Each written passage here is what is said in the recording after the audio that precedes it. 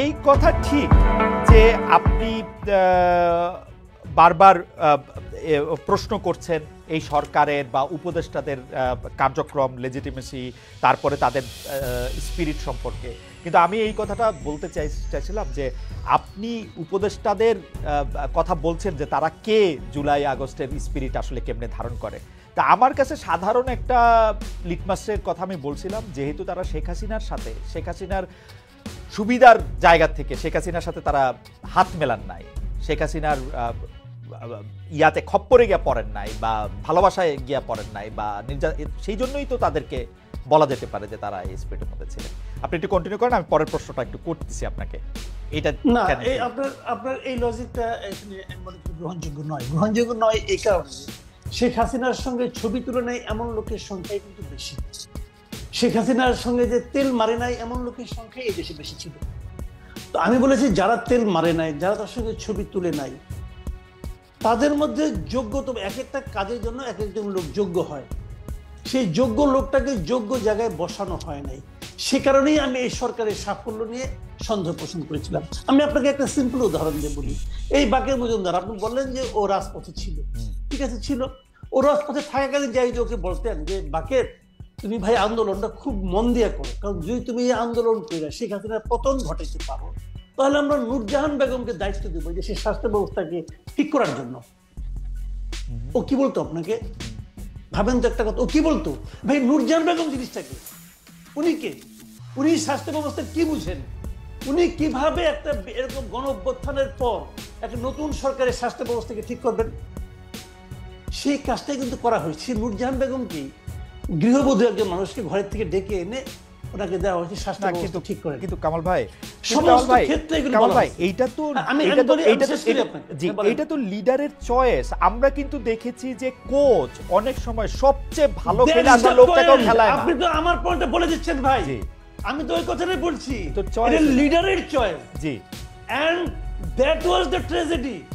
আমাদের লিডারের একটা ব্যাড চয়েস, আমাদের লিডার এমন একটা চয়েস, ওই চয়েসটা দেখার পরেই তো আমি মন্তব্য করেছি যে এরা পারবে না, চয়েসটা ভালো হয়নি। উনি চয়েস করার সময় উনি সিরিয়াস ছিলেন না। আমি এই কথাটাই বলছি, বারবার বলি যে আমরা যে গভর্নমেন্টটা পেয়েছিলেন, একটা নর্মাল গভর্নমেন্ট এবং একটা গণ অভ্যুত্থানের গভর্নমেন্ট আকাশ পাতাল পার্থক্য হবে তার প্রত্যেকটা চিন্তা, তার প্রত্যেকটা আচরণের মাধ্যমে। অথচ আমরা একটা তারা হবে শার্প, তারা হবে তাৎক্ষণিক। আমরা একটা গভর্নমেন্ট পেয়েছি লেথার্জিক গভর্নমেন্ট, আমি এই কথাটাই বলেছি, এবং তারা নন সিরিয়াস গভর্নমেন্ট। আপনি দেখেন, আমি একটা সিম্পল একটা উদাহরণ দিয়ে বলি আপনাকে। আপনি তো অনেক লোকের অনেক ইন্টারভিউ নিয়েছেন, দেখেছেন। আপনি নুরুল কবির সাহেব যে ইন্টারভিউটা নিলেন আমাদের ইউনূস সাহেবের, বলা হয়ে থাকে এ যাবৎকালে এটা হলো বেস্ট ইন্টারভিউ। আমিও তাই বলি। কিন্তু ভাবেন তো, যখন নাকি উপদেষ্টাদের যোগ্যতা নিয়ে, ওনার যোগ্যতা নিয়ে নুরুল কবির প্রশ্ন করলেন, উনি কি বললেন? উনি বললেন যে আমি তো এই জগতের লোক না, আমাকে জোর করেছে নিয়ে এসেছি, আমি কিছু জানি না, আমি বোঝার চেষ্টা করতেছি, দেখতেছি কি হয়, দেখি কতটুকু করা যায়। তারপর যখন বললেন যে আপনার উপদেষ্টা তো অনেক কিছু পারছেন না, ওনাদেরকে আমি কি বলবো, আমি নিজেও তো পারি না, তো ওনাদেরকে আমি কিভাবে বলবো? আপনার এই কথাগুলো শুনতে মনে হয় যে না, কি বিনয়ী লোক, কি সুন্দর লোক, নিজের কথা স্বীকার করলেন। আপনি আমাকে বলেন ভাই, এটা কি ট্রায়াল এন্ড এরর ভিত্তিতে কাজ করার জায়গা? না কামাল ভাই, আমি একটু ডক্টর কামাল ভাই, আমি একটু আপনার কাছ থেকে শেখার জন্যই একটু আপনার এই জায়গাটা থেকে বলি যে ডক্টর ইউনূস এটি অকপটে স্বীকার করেছেন যে তার তাড়াহুড়া ছিল, তিনি সব লোককে চেনেন না, তাকে এই লোককে নিতে হয়েছিল। কিন্তু আপনি তো আরেকটা জিনিস খেয়াল করবেন কামাল ভাই, ওনাকে কিরকম জায়গায়, কিরকম একটা বাইনারির মধ্যে হাঁটতে হয়েছে। তিনি আওয়ামী লীগের লোক নিতে পারবেন না, তিনি বিএনপির লোক নিতে পারবেন না, তিনি এক্সট্রিম বাম লোক নিতে পারবেন না, তিনি এক্সট্রিম ডান লোক নিতে পারবেন না। তাকে মাঝামাঝি কিছু লোককে পছন্দ করতে হয়েছে। এর মধ্যে কিছু লোক ভালো থাকতে পারে, কিছু লোক খারাপ থাকতে পারে, কিন্তু তার ইন্টেনশন নিয়ে আমরা কেন প্রশ্ন তুলবো? আপনি দেখেন, এতগুলি কনস্ট্যান্ট যদি কামাল ভাই আপনাকেও দেই, এতগুলি কনস্ট্যান্ট আপনাকে দিলে আপনার জন্য কঠিন হবে একটু। আমি বলি আপনাকে, শুনুন, আপনি চমৎকার প্রশ্ন করেছেন। ইন্টেনশন অবশ্যই ইম্পর্টেন্ট। আপনি একটা ভালো ইন্টেনশন নিয়ে একটা খড়ের গাদায় একটা মেসের কাঠি জ্বালাই দেন, জ্বলবে না আগুনটা ভাই? জ্বলবে। ইন্টেনশনে কিন্তু আগুন নিভাবে না, রাইট? ইন্টেনশনে কিন্তু তাপ কমাবে না, রাইট? সেই তাপটা তো আমার গায়ে লাগতেছে। আপনি শুনেন, সারল্য, ভদ্রতা, নম্রতা, এটা কিন্তু যোগ্যতার বহিঃপ্রকাশ নয়। আপনি একটা যুদ্ধে নেমেছেন, ইটস এন ওয়ার, আপনি সেই যুদ্ধে আপনি পারছেন না রে ভাই।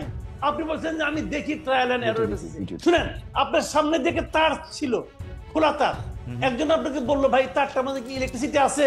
আপনি বলেন যে ঠিক আছে, হাত দিয়ে দেখি তো ইলেকট্রিসিটি আছে কিনা। আপনি কি হাত দিয়ে দেখবেন? আপনি যদি হাত দিয়ে দেখেন, যদি থাকে তাহলে এটা ধরবো না, তো ধরলে তো আপনি মরেই যাবেন না ভাই। কিন্তু আপনি তো পুরো জাতিকে সঙ্গে নিয়ে হাত দিচ্ছেন। না, এটা কিন্তু ব্যক্তিগত চাওয়া পাওয়ার বিষয় না। আমি আপনাকে বলি, শুনেন, প্রত্যেকটা ক্ষেত্রে এই ঘটনাগুলো ঘটছে। তো আপনি কোন ক্ষেত্রে আপনি বলেন? আপনি আমার আপনি জীবনে অনেকদিন সাংবাদিকতা, আপনি বলেন তো, অর্থ বছরের মাঝামাঝি আইসা শতাধিক পণ্য এবং সেবার উপর আপনি ভ্যাট এবং সম্পর্ক শুল্ক জারি করছেন, কার সঙ্গে আলাপ করে করছেন? ওকে, আপনি কার সঙ্গে আলাপ করে করেছেন? আমি একটু আগের থেকে আসি কারণ ভাই, সেইটা হচ্ছে যে আপনি বলতেছেন যে এটা একটা যুদ্ধ, কিন্তু আমি তো দেখতেছি সেইটা হচ্ছে যে তিনি আসছেন শান্তিরক্ষা মিশনে। আমাদের শান্তিরক্ষা মিশন আর্মির যখন আফ্রিকায় যায়, তারা যুদ্ধ করতে চায় না, তারা শান্তিটা বজায় রাখতে যায়। তাদেরকে তো একটা নিরপেক্ষ জায়গা, ডক্টর ইউনূস যুদ্ধ করতে আসেন না। আচ্ছা আচ্ছা, খুব ভালো, আপনি চমৎকার উদাহরণ দিচ্ছেন। আমি এই চমৎকার উদাহরণ দিচ্ছি, একটা মন্দ উদাহরণ দিই আপনাকে। যে শান্তিরক্ষা মিশনের সমস্ত মসজিদের ইমাম এবং পাদ্রীদের না পাঠায় সেনাবাহিনীকে পাঠায় কেন ভাই? কারণ যদি যুদ্ধ লাগে যুদ্ধ করবে, শান্তিরক্ষা যুদ্ধ লাগলে যুদ্ধ করবে। That is the point. G, that is the point. যুদ্ধ তো লেগে আছে সারা দেশে। মানুষকে জিজ্ঞাসা করেন না তার পকেটে কি যুদ্ধ লাগছে কিনা, বাজারে যে দেখেন না যুদ্ধ লাগছে কিনা, যুদ্ধ লেগে আছে না। কিন্তু কামাল ভাই, আপনি এর আগেরটা না বললে কেমনে হবে? 15 বছর আওয়ামী লীগের দুঃশাসন, তার আগ পর্যন্ত বিভিন্ন প্রতিষ্ঠান ধ্বংস হওয়া, পুরা 2024-এর এপ্রিল মাস থেকে একের পর এক আন্দোলন, নানা ধরনের বিষয়াদি, জুলাই আগস্টে কোনো কিছু কাজ না করা, এগুলি আপনি দ্রব্যমূল্যের জন্য একটুক সাফার আমরা করব না, একটুক আমরা দিব না? মানে আমি এর আগে যে দেশটাতে থাকতাম জার্মানিতে, তারা তো 15 বছর ডাস্টবিনে খাবার খায় দেশটারে ঠিক করলো। ওকে, তাহলে আপনি প্রত্যেকটা বাজারের আশেপাশে 20-30 টাকা ডাস্টবিন রাখেন। না না, বাজার করতে পারছো না, এখান থেকে নিয়ে যাও। কিন্তু কিছু স্যাক্রিফাইস আমরা করব না, কিছু কতটুকু, কিছুটা কার জন্য কিছু? যে বাণিজ্য মন্ত্রী দায়িত্ব নেওয়ার 1 মাসের মাথায় সয়াবিন তেলের দাম ওই সিন্ডিকেটের স্বার্থে 8 টাকা বাড়ায় দেয়, তার কিছু? নাকি যে লোক 1 লিটার তেল কিনতে যে 3 বার পকেটে টাকা গুনে, তার জন্য কিছু? আপনি কার কথা বলতেছেন রে ভাই? সাধারণ মানুষ, এই দেশের মানুষের, আপনার একজন উপদেষ্টা যে আলী ইমাম মজুমদার, সে বলতেছে জিনিসপত্রের দাম বেড়েছে কিন্তু মানুষের কষ্ট হবে না। ওই লোক কষ্টের কি বুঝে? আপনি আমাকে বলেন, ওই লোক সাধারণ মানুষের কষ্টের কি বুঝে? বেতন বাড়বে না, চাকরিচ্যুত হবেন আপনি, জিনিসপত্রের দাম বাড়বে কিন্তু আপনার কষ্ট হবে না। এটা কি ভাই জুয়ে আছেন, ম্যাজিক নাকি? এটা কি ম্যাজিক? ওকে, আমি কামাল ভাই, আমি আপনার বক্তব্যের সাথে দ্বিমত এই পর্যায়ে করছি না, কিন্তু প্রশ্নটা করে রাখি। দাদা, প্রশ্নটা আমি করে রাখি কারণ ভাই আপনার চোখে আমি বরং বাকের ফ্যান, আমি বরং আরেকটা প্রশ্ন করি। জি জি, আমি বাকের একটা কথায় আমার একটা মনে হলো এই প্রশ্নটা আমার করা দরকার। জি জি প্লিজ। খালি নাহিদের এই যে নাহিদ ইসলাম যে আপনার যে স্ট্যাটাসটা দিয়েছেন, এই স্ট্যাটাসটা আপনি তো ওনাকে পড়ে শুনাইলেন। আমি যদি এই প্রশ্নটা করি, আপনি আমার হয়ে বাকেরকেও প্রশ্নটা করতে পারেন, বাকি নিজেও জবাব দিতে পারে। আমি যদি বলি যে নাহিদ ইসলাম যে অভিযোগটা করেছে যে এটার মাধ্যমে বিএনপি 111-কে ইনভাইট করতেছে, আমি যদি বলি এই স্ট্যাটাসের মাধ্যমে নাহিদ ইসলাম হিমসেলফ 111-কে ইনভাইট করতেছে, ওকে, আমি যদি এই কথাটা বলি, ওকে, এই কথা, কারণ এই স্ট্যাটাসের মাধ্যমে সে তো আর্মিকে একটা পার্টি বানিয়ে ফেলেছে। একজন উপদেষ্টার পদে থেকে উনি কি করতে পারেন? এটা কোনো সেন্সিবল কাজটি করেছেন না। ওকে, আমরা কামাল ভাইয়ের প্রশ্নটার জন্য জনাব বাকের মজুমদারকে, এটা যদি বাকের মজুমদার কিছু বলেন, আমরা এটা একটু আহ্বান জানাই। জনাব মজুমদার, আমাকে 10টা সেকেন্ড একটু টাইম দেবেন। আমরা একটু দর্শকের কাছে জানতে পেরেছিলাম, মানে প্রশ্ন করেছিলাম যে সময় দিতে পারবেন না বলে জুলাই শহীদ স্মৃতি ফাউন্ডেশনের দায়িত্ব ছাড়লেন সমন্বয়ক সার্জিস আলম। এই সিদ্ধান্ত সঠিক বলে মনে করেন কিনা? শতকরা 74% দর্শক এই সিদ্ধান্তকে সঠিক বলে মনে করেন, সঠিক না মনে করেন শতকরা 26% দর্শক, 54,000 এর মধ্যে ভোট দিয়েছেন। জনাব বাকের মজুমদার, আপনার কাছে একটু যাচ্ছি। জনাব মাসুদ কামাল ভাই একটি প্রশ্ন আপনার কাছে করেছেন যে এই ইনভাইটটা 111-এর মতো একটা সরকারের ইনভাইট কি আসলে জনাব নাহিদ ইসলামী দিচ্ছেন কিনা? জনাব মজুমদার। এখানে এখানে জনাব মাসুদ কামাল ভাই যে খুব সহজে নাহিদ ভাইকে একটা প্রশ্ন করে দিলেন, একটা এখানে কোশ্চেন রেখে গেলেন যে 111-এর সরকারের ইঙ্গিত কি নাহিদ ভাই নিজে দিচ্ছে কিনা বা নিজে ইনভাইট করছে কিনা। তো এখানে আমি পাল্টা জানতে চাই বা আমার যে পয়েন্টটা সেটা হচ্ছে যে এখানে নাহিদ ভাই কিন্তু খুব স্পষ্টভাবে তার ব্যাকগ্রাউন্ড উল্লেখ করেছে আসলে কোন অর্থে আসলে বিএনপি 111-কে ইনভাইট করছে, কিন্তু নাহিদ ভাই খুব তা ব্যাখ্যা করে দিয়েছেন কোন অর্থে কি হচ্ছে, সে উনি কিন্তু ব্যাকগ্রাউন্ড এনেছে, পরবর্তী ঘটনাক্রম বলেছে।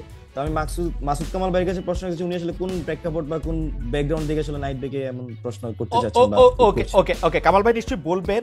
আমি একটু বোঝার জন্য জনাব মজুমদার, আসলে আপনাদেরকে প্রশ্ন করা, আপনারা এত বেশি জনপ্রিয়, আপনাদেরকে প্রশ্ন করা এখন একটা, কারণ আমার ফ্লাডেড হয়ে যাচ্ছে যে আমি আপনাকে আসলে ঠিকমতো প্রশ্ন করছি কি করছি না সেটা নিয়ে। আমি শুধু বোঝার জন্য বলতেছি। আমি আবার পড়ি জনাব নাহিদ ইসলামকে। জনাব নাহিদ ইসলাম বলেছেন যে আমরা চেয়েছিলাম ফেসিবাদ বিরোধী রাজনৈতিক দলগুলো ও নাগরিক সমাজের সমন্বয়ে একটা জাতীয় সরকার। তারপরে তিনি বলছেন জাতীয় সরকার হলে ছাত্রদের হয়তো সরকারে আসার প্রয়োজন হতো না। মানে রাজনৈতিক দলগুলো নাগরিক সমাজের সমন্বয়ে একটা জাতীয় সরকার, সেটা আপনারা কাকে মিন করেছেন? মানে কারা সরকারে আসে নাই? মানে এটা জাতীয় সরকারটা কে? মানে পরের লাইনে আছে জাতীয় সরকার অনেক দিন স্থায়ী হবে এই বিবেচনায় বিএনপি জাতীয় সরকার আসতে রাজি হয় নাই। তো বিএনপি রাজি হয় নাই, তার জন্যই কি আর কোনো রাজনৈতিক দলকে ইনভাইট করা হয় নাই, নাকি বিএনপি রাজি হয় নাই বলেই অন্য কোনো সরকার রাজনৈতিক দলগুলো আসে নাই? এখানে না, শুরুতে হচ্ছে 5ই আগস্টে আমরা যখন বিএনপির শীর্ষস্থানীয় নেতৃবৃন্দের সাথে কথা বলি তখন আমরা আসলে জাতীয় সরকারের আহ্বান করি। তো সেই ক্ষেত্রে ভাই যেটা বলেছেন সেটাই, জাতীয় সরকার বিএনপি জাতীয় সরকার অনেকদিন স্থায়ী হবে সেই বিবেচনায় বিএনপি আসলে জাতীয় সরকারের সেই সময় আসতে চায় নাই। তো বিএনপি যেহেতু এখানে ফ্যাসিবাদের বিরুদ্ধে রাজনৈতিক সংগঠন হিসেবে সবচেয়ে বড় রাজনৈতিক দল এবং বিরোধী দল হিসেবে তো তখন সবচেয়ে বড় বিরোধী দল ছিল ফ্যাসিস্ট আওয়ামী লীগের আমলে।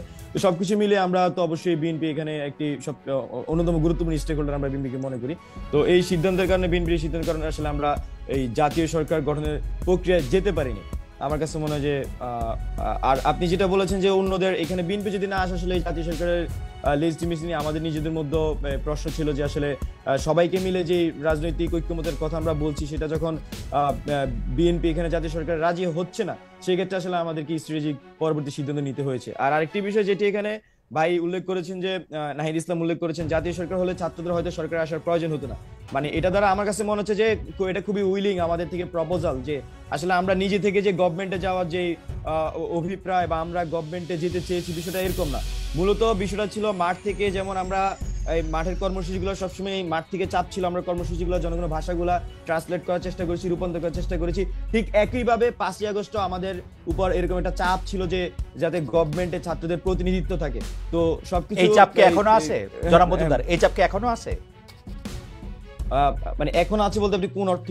মানে এখনো সরকারে থেকে যাওয়ার চাপ আছে? জনাব নাহিদ ইসলাম, আসিফ মাহমুদরা যাতে সরকারেই থাকেন, মাহফুজ সাহেব যাতে সরকারেই থাকেন, এই চাপ কি এখনো আছে কিনা? সরকারেই থাকেন বলতে বিষয়টা আসলে ক্লিয়ার না। এখানে অন্তর্বর্তীকালীন সরকারে যেহেতু ওনারা উপদেষ্টা হিসেবে দায়িত্ব গ্রহণ করেছেন, এই চাপটা আছে কিনা এখনো? অবশ্যই দায়িত্ব যে এইসব মূলত আমাদের যে মূল দায়িত্বটা কি আমি মনে করছি আমাদের এক দফার যে দুটি অঙ্গীকার করা হয়, একটি হচ্ছে ফ্যাসিবাদী সিস্টেমের সম্পূর্ণ বিলোপ এবং দ্বিতীয়টি ছিল আমাদের নতুন রাজনৈতিক বন্দোবস্ত। আমি খুবই সরকারি যদি বলি, হ্যাঁ। তো এই দুইটি বাস্তবায়নের প্রেক্ষিতে কিন্তু এই ছাত্রদের এক দফা ঘোষণা এবং পরবর্তী তাদের কার্যক্রম। এখন ছাত্রদের প্রতিনিধি হিসেবে যেহেতু 3 জন ছাত্র উপদেষ্টা গভর্নমেন্টে আছেন, আমরা মনে করছি যে গভর্নমেন্টে থেকে তারা মূলত এই গণ অভ্যুত্থানে বা এই আমাদের যে এক দফা ছিল এই এক দফা বা আমাদের যে জুলাই অভ্যুত্থান, এই জুলাই অভ্যুত্থানের তারা এই দুটি অঙ্কের আসলে বাস্তবায়ন করবেন, মানে সর্বসাকুল্যে আমরা মনে করছি। জনাব মজুমদার, আমি যে প্রশ্নটা করতে চেয়েছিলাম সেই প্রশ্নটা হচ্ছে এরকম যে আপনারা তো আসলে জাতীয় সরকার হইলে সব রাজনৈতিক দল এবং মতাদর্শের লোক আসলে ছাত্ররা সরকারে থাকতে চান নাই, যদি আমরা নাহিদ ইসলামের না বিষয়টা এরকম নাহিদ ভাই, আমার কাছে আমি যদি আবারও পড়ে শুনাই, জাতীয় সরকার হলে ছাত্রদের হয়তো সরকারে আসার প্রয়োজন হতো না শব্দটা কিন্তু খুবই যে সেন্টেন্স এখানে অনেক কিছু একসাথে আপনি কিন্তু মিন করতে পারেন। যে প্রয়োজন হতো না ইট ডাজন্ট মিন যে থাকতে পারতো না, মানে এটা প্রয়োজন হলে থাকতো, যদি মনে করতেছে ওই সময় হয়তো প্রয়োজন হতো না, মানে তার মানে হচ্ছে প্রয়োজন হলেও হইতে পারতো, তাই তো? হতেও পারতো, এখনকার অবস্থাটা কি? এখনকার অবস্থাটা কি?